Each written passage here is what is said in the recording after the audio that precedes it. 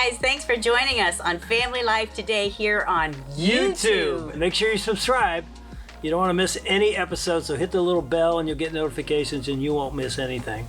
And if this encourages you, like it and share it with your friends. Yeah, share it with your friends. Yeah, welcome to Family Life today. The research showed us that if an entire core household is together, so the people who live and sleep under the same roof, if they're all together, the odds are they're eating. And you're doing like a parallel activity. So it's not like intense, like let's just sit with chairs facing each other and like all we're doing is looking in each other's eyes and talking. You're eating food, you're passing things, the waiter's interrupting, you're doing different stuff. There's something about a meal that facilitates conversations. It's a catalyst for it.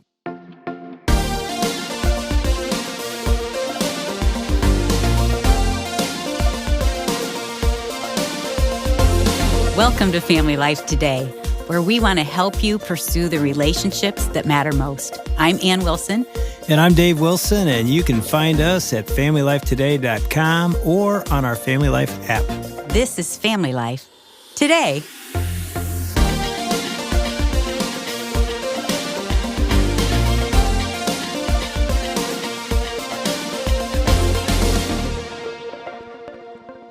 When it comes to passing our faith on to our sons, our boys, raising them, what's your biggest regret? Oh, man. Wow. Well, we wrote our 5 mistakes in our book, but my biggest regret, I think, the first thing comes to me is when Cody, our youngest, said in college, I wish we would have spent more time in the Bible. I don't know the Bible like I should. And he wasn't looking at you. He was looking at me. I mean, that's definitely one of my biggest regrets. You know, you blink and they're gone, and you think of all those days and weeks that you could have grabbed a moment and jumped into the Word. But as a pastor, his pastor, weren't you thinking, well, if you would have just listened at church, did you have that thought? Yeah, but that's a regret. If I could do it over again, I would do a better job of that. At home. What about you? Oh. I wish I would have not been so angry and mean when they were little. And I think I apologized so much to them and repented so much, but I did it too much. Like, Mom, didn't God hear you the first time when you asked for forgiveness? Why do you keep asking? And so I lived in the shame of yelling or making a mistake as a parent. You were mostly mad at me. Oh, you mean that was my Yeah, you anger. took it out on the kids, but you were disappointed in me. But that's a whole other topic. I mean, we as parents had a dream. You know, our sons are grown and married and we have grandkids now, but our dream was that they would be warriors for the kingdom. That was part of our mission statement. We wrote a letter even, I remember, to our first son saying, this is who we are and this is what we long for you, that you will walk with God all the days of your life and call upon his name and tell others about him. Yeah, and I think many Christian parents have the same vision. And hope. And they're not sure how to get there. So we've got Don Everts back in the studio with us today. Don, welcome back to Family Life. Great to be back with you. And I know you're a pastor, a dad, a researcher. I'm guessing you had the same vision and hopes that we had for your kids. 3 sons? 2 boys and 1 girl. Yeah, That's and right. they're how old? That's right. 2 in college, 1 in high school. All right, so let me ask you this. Yeah. Do you have any regrets? Plenty. Yeah. And they're like highlighted by the research. Really? There's something about, it feels like every research topic or book that I feel called to work on. Which has been, what, 20? Yeah.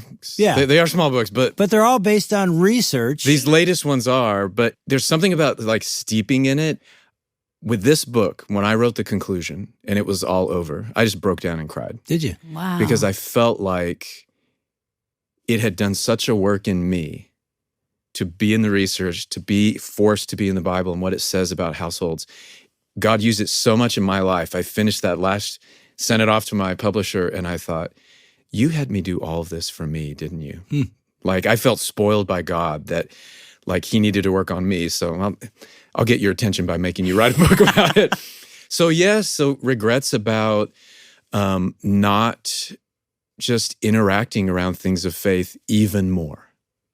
You know, and I'm a pastor too, and I have the same thing. Like, listen to the sermons. I mean, they're great, right? Yeah, right. And yet to have done more, I was a campus minister and I didn't know what to do with little kids. There was part of me that was just waiting for them to become college students so I would know what to do with them. I don't know what to do with a 5-year-old. So yeah, just wishing that I had leaned into my ignorance earlier and just like, I want to learn, like, what do you do with a 5-year-old? I mean, we made it up as we went along and God redeems that, right? I mean, he's great at taking our scribbles and turning them into beautiful pictures. So I'm so thankful for that. But all sorts of conviction in working on this. Now, did you feel, because I felt this as a pastor, and Ann expressed this a couple times to me, her frustration that I was like on at church, spiritually vibrant outside the home, come in the home. Not that I was a deadbeat, but the vibrancy wasn't as strong in my home. It's because he'd be up on stage and just praying, like passionate, like strong. And then I'd say, hey, you want to pray for dinner? And, I was like, hey, what happened to that guy that was on the stage? We want Pastor Dave. Yes. My kids told me at one point, you have a preacher voice when you preach. You have a different voice. I do not. I'm like myself. I'm the same me. No, you're not. For me, it was always way harder to just pray alone with my wife than it was to pray with a congregation. Oh, yeah. I read that and I Don, thought, you are speaking my Dave language. said the same thing. Yeah. Why is that? It's more intimate. Yep. For probably lots of reasons, and working on this book and thinking about like, what is it like to be a spiritual coach in the household? Like to even name that and say, the research tells us it helps to have someone in the household who's initiating things, right? And who's saying, hey, time out, let's talk about this, or hey, I'm going to call a play or whatever. You don't have to do it well, but it needs to be someone initiating. And I think that would be my regret would be, I wish I had named that earlier. Like, I'm supposed to be a spiritual coach in my household. I thought it was interesting, too, in terms of spiritual coaches, who were the influencers? Yeah. Talk about that a little bit. There's some fun stuff and some sobering stuff in the research, So we talked a lot, and we did an oversampling of teenagers also in terms of like, who's your favorite conversation partner? Because the second of the three kind of vibrancy characteristics of a spiritually vibrant household is engaging in spiritual conversations. Like if you're talking about your faith or your doubts or whatever, if you're talking about it, your faith grows. And by the way, I'll just mention, yesterday we talked about the first one, which was messy prayers. That's right. And it's just Bible reading, praying around table. You can listen to yesterday. Yeah. And then you just mentioned the second one is these vibrant conversations. Yeah, loud tables. Yeah, talking with each other. And so the research tells us some interesting things about people's preferred conversation partners. So some good news. You guys are grandparents now? Yep. Yeah. So the people who rank the highest in terms of who are teenagers and kids most open to talking about spiritual things with, most regularly and consistently, it's grandparents. Like if grandparents come into a household, that's whether they physically walk in or whether they're on Zoom or whether it's a phone call, whatever. Kids are most open and want influence spiritually from grandparents. That is so surprising to me. Yeah. Amazing. Why is that? I don't know. I mean, the researchers don't get into causality. They're not like, here's what causes that. Yeah. All they know is, here's what the kids are telling us. Grandparents rank really, really high. And it could be because, I mean, you know what it's like. As a grandparent, like you're not having to do the day in, day out discipline. Yes. You're not having to manage the household, which is another role. So I think maybe you have fewer hats that you're wearing. That's just me guessing, right? Yeah. And so kids are really open to that. We were just with our 4 grandkids a couple weeks ago, and it was so interesting. As we get in the car and travel, I'll tell stories or whatever, but the oldest granddaughter is 7, and then her brother is 5. And I told this God story, this kind of miraculous God story, every single time we got in the car for the next 3 days. Oh, that's right. Yeah. They said, Nani, tell us another God story. Oh. It's exactly what you said. Like, I was amazed that they'd want to hear. And it's good news. I mean, it's the people, not just in the core household, but in the extended household that also affect the spiritual vibrancy of a household. So it's the people inside and outside of it. And like we have empty nesters in my church who are like, well, I'm not in this game. I don't have kids at home anymore. And so actually the research tells us, and actually the model of what a household is in the Bible, like it's this extended group of people. And people at my church, when we were handling this research for the first time, the grandparents were so encouraged because they were like, am I consigned to have like a boring, lonely, isolated household and I'm not in the game anymore? It's like, actually, you're like a key player, not just within your own, like your literal grandparents, but people move and all that. Families need surrogate grandparents, surrogate aunts and uncles from within the church to love on their kids and all that. So very inspiring for people like, you can be in the game. And, other research tells us that for a young child to have their faith, the sticky faith research, you need 5 adults for a kid to be influencing them, to be on their team. So anyways, that's good. This is really good And I'm news. thinking, as you said that, I thought of the blended families where you might feel like a grandparent, like, I don't really know them as well. But yeah, you can still influence. You can be even a single, there's a single woman at our church who is a part of our extended household. She was over for holidays and she'd come over to do her laundry and all that. I'll never forget the day we were studying this in a Sunday school class. And we were looking at what the Bible has to say about extended households and what households were like. And Cypress looked up and she went, wait a second. So I'm a part of your household, Don. And I said, you are. She said, how can I do better at that? Like, I have a role in your daughter's spiritual faith, because she was good friends with Taya. So even for people who are like, well, I don't have a household. Yes, you do. I mean, everyone's in those. And realizing that and recognizing that, it's made me take my role more seriously with my friends' kids. That's cool. Yeah, and all 3 of our boys, when they were growing up, had mentors. Yeah. That sort of came into our family. Yeah. I look back, they had as much influence as I did. That's right. But talk about moms and dads, because if it's grandparents, what about moms and dads? So when we ask people, so this isn't like preferred conversation partner, although moms rate higher there than dads do also, depending on the topic. If it's talking about money, they want to talk to dad, interestingly enough.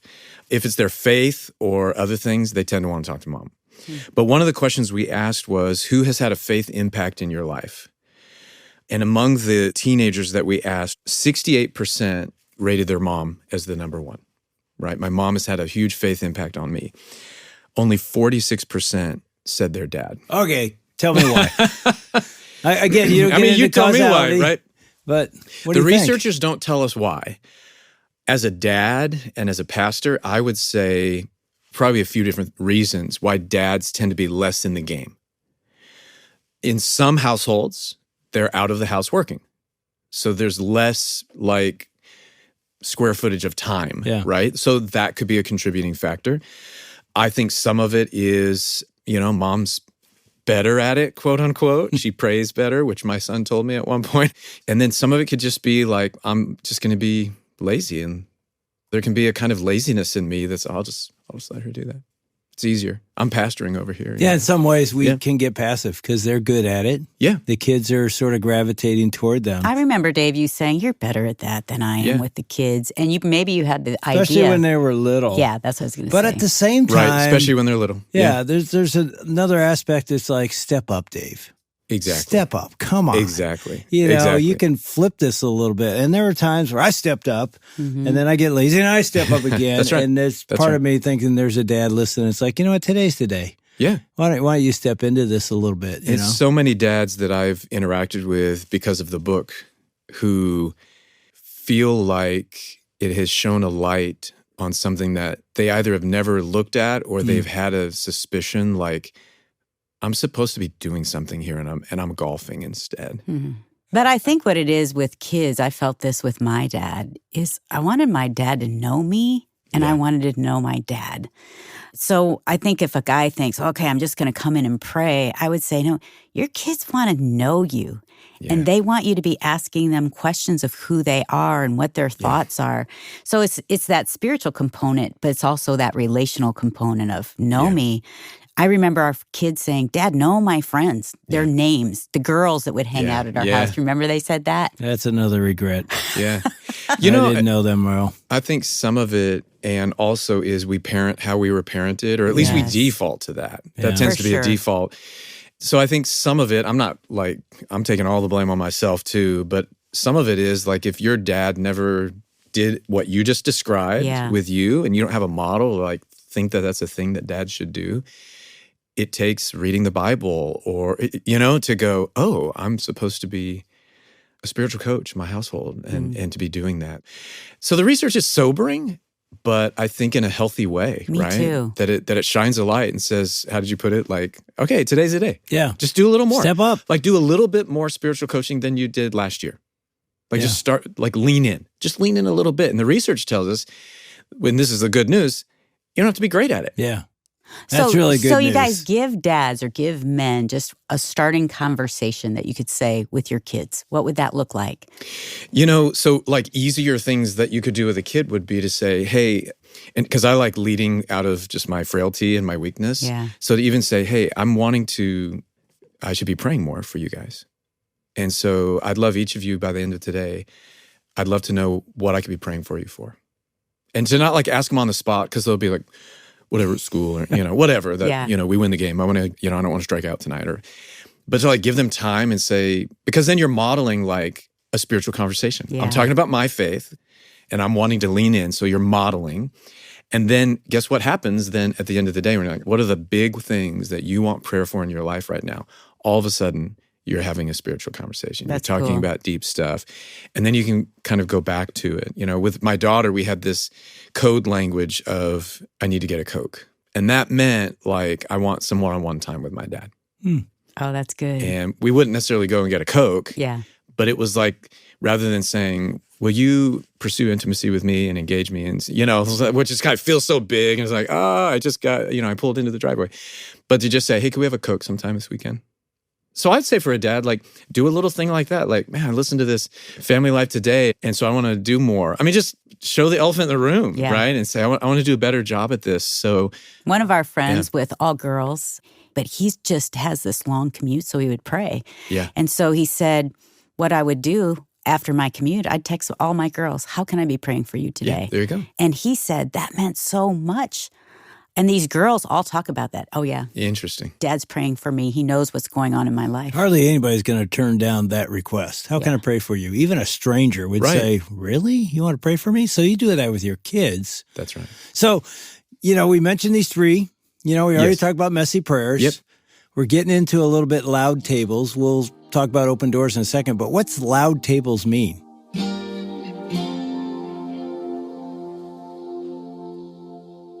You're listening to Dave and Ann Wilson with Don Everts on Family Life Today.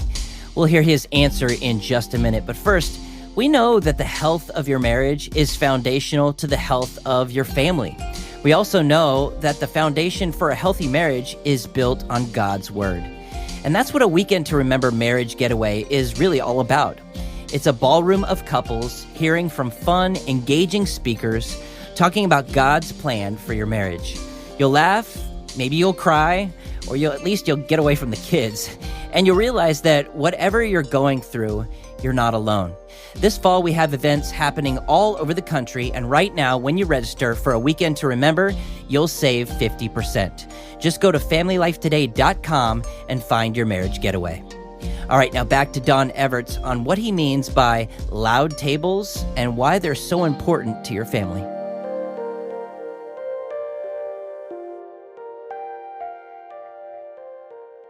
The research showed us that if an entire core household is together, so the people who live and sleep under the same roof, if they're all together, the odds are they're eating. That's what the research tells us. And probably eating or watching TV. Watching TV was number 2. Yeah. Behind eating. And that's whether it's eating in the household or eating at a restaurant. And one of the things that we found out is when conversations are happening, it's often when they're eating. Yeah. And so there's something interesting because a meal is like, it's a period of time. And it's not going to go on forever, right? There's like a contract when you're eating a meal. It's not like we're going to be here for 3 hours or whatever. It's like a period of time. And you're doing like a parallel activity. So it's not like intense, like let's just sit with chairs facing each other and like all we're doing is looking in each other's eyes and talking. You're eating food, you're passing things, the waiter's interrupting, you're doing different stuff. There's something about a meal that facilitates conversations. It's a catalyst for it. That's what the research tells us. Now look at Scripture. How often is table fellowship or things happening around tables really key? And so that's one of the things the research tells us. So that's why loud tables is like you have to eat, And as you all know, with, busy kid schedules, eating together is like a big deal, right? To make that happen. It's hard to make it happen. It's hard to make it happen. But even someone that you're with, some people have to say, put your phone in the basket during a meal to kind of, again, create a circle of time, just to draw a circle around a period of time and then talk. And so that's like an easy call to action because you got to eat anyways. And how do you facilitate it? When we found this out in the research at Lutheran Hour Ministries, we developed a deck of cards. We call it the Vibrant Conversation Deck. So it's a real deck of cards. You can play games with it, but each card has on it a unique question. It's just a conversation starter. And there's others of these that you can find. And just keep it on your dining room table. During every dinner when we're together, we're going to do one question. Okay. And some of them, they're not all like, how has the cross of Jesus made a difference for you today? They're not, there are spiritual ones, but there are other ones too. Like, what are your biggest dreams for your life right now or whatever, right? Just get people talking. So food and fun are catalysts for conversations. We've had a lot of great dinners together, and we had to be super intentional when our kids got older because they're all in sports, they're all doing things. And we've shared this before that there were times in football season that we would have dinner at 9 p.m. It's the only time we were practice, all together. I was coaching. They'd have big snacks after school, but we would gather at 9 p.m. And we grew up with them asking those questions like, hey, what was your high and low today kind of thing? Right. Yep. Which it was fun because we were just with one of our sons and he was doing the same thing with his kids. So cool. Oldest is 7, the youngest is 2. But it was fun just to hear their answers. Yeah. But I was sitting with another one of my friends and she had a large family, lots of kids. And she said, as our kids got older, what we started doing is I would pick one person, one of our kids, or my husband or I, and we would ask a question for the night. Like, hey, tonight's your night. And they would and she said sometimes they would be like, this is dumb. I don't want to do it. What's your favorite color? You know what I mean? That's right. Yeah. Yep. But sometimes they were a little deeper and they went a little deeper. But I just thought that was cool then to give that to your kids to participate in, but also to lead in. Yeah. It's a small little thing, but it makes a huge difference and it changes the atmosphere of the home. If you're talking about other things, talking about your faith seems more normal. I've found too, and I don't know why, and maybe it goes back to Deuteronomy 6, talk about these things when you're on your way. But there's something about driving places and having conversations because you're not looking at each other in the face. You know how long the time is because you know where you're going. There's just something about car conversations too. Like it's called a captive audience. Yeah, there you go. Yeah, they can't leave. Yeah. So those little ways that just in the everyday domestic ins and outs of doing life, talking about your faith in those can be in some ways even more powerful than, I'm saying this as a pastor, time in church. Or in a quote unquote spiritual environment. The domestic place, the household is this like laboratory for discipleship that is messy, that can be loud, but can be so powerful. I know that, as you talk about table time, loud tables, you've got bedtime. Yeah. You've got drive time. Yep. You've got meal time. Those are all critical moments for parents, for families to say, I'm going to be intentional here. Yes. And I think one of the things we discovered, especially as the kids got a little older, is it's okay in those times. The conversation can be about doubts, can be about struggles. Absolutely. Fears. Don't feel like you have to be the perfect parent. You can say to your kids, man, I'm struggling right now with what God's not doing or doing in my life. That's right. You ever struggle with that? Bam, that opens something up when a dad or a mom is that vulnerable. Doesn't it seem to open this child up to say, absolutely, really? We can talk about that? Absolutely. In fact, we did a whole other year of research. That'd have to be another on spiritual conversations themselves, just about them.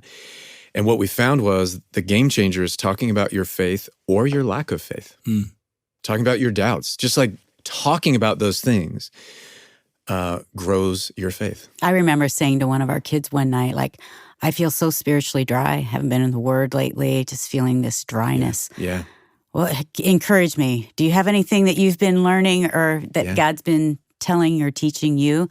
And even that, I think it's good for them to know, oh, okay, so they struggle sometimes too. That's right. I like that vulnerability. And what I love about this conversation is it inspires parents to have a conversation. Yeah. The research was not something we couldn't access. It's like, are you kidding me? Messy prayers? Yeah. Loud tables? I can do that. Yeah. Well, if you can do it, how about today? You've been listening to Dave and Ann Wilson with Don Everts on Family Life Today. Don's book is called The Spiritually Vibrant Home, The Power of Messy Prayers, Loud Tables, and Open Doors. And you can get a copy at FamilyLifeToday.com. And tomorrow, Dave and Ann Wilson will be joined again with Don Everts to chat about how just opening the doors of your home can ignite you and your family's faith. On behalf of Dave and Ann Wilson, I'm Shelby Abbott. We'll see you back next time for another edition of Family Life Today.